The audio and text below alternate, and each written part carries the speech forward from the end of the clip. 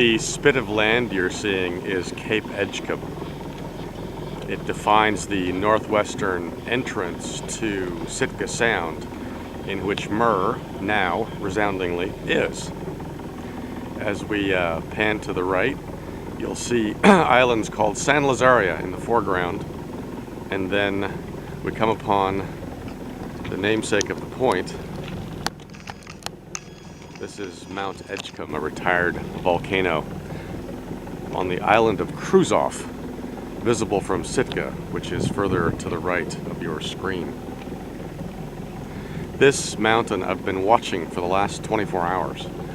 It came out of the ocean about 11 o'clock yesterday, just the peak of it, just enough to see the snow and the darker parts of the peak. And it's been growing in size ever since. It's about 3,000 feet.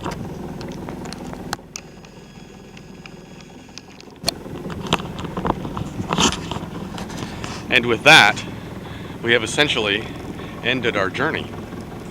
Sitka is still 10 miles up bay inside Sitka Sound, but we, in about 2 miles, do some fairly tricky navigation through a couple of rocky passes, and so I thought I'd make a little video now to summarize what we've done so far.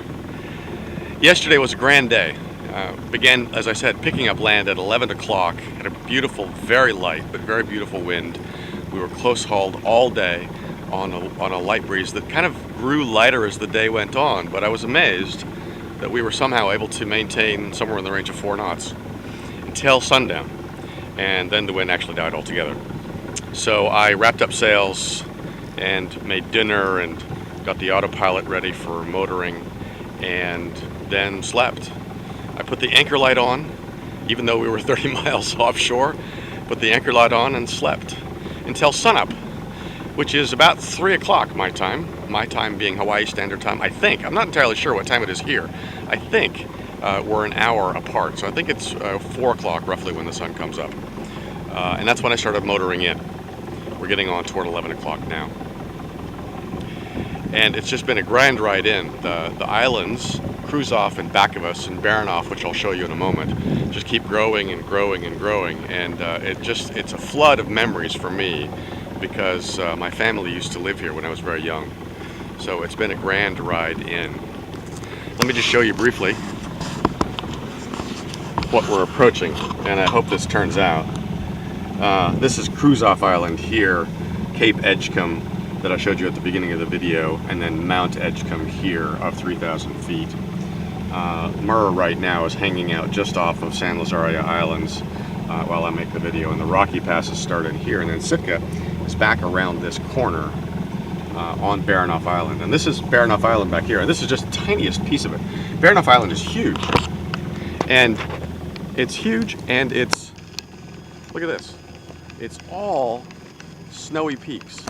For as far as I can see, and I'm sorry that the video won't be very good, but it's just mountain after mountain after mountain covered in snow, and it's July. Mountain after mountain.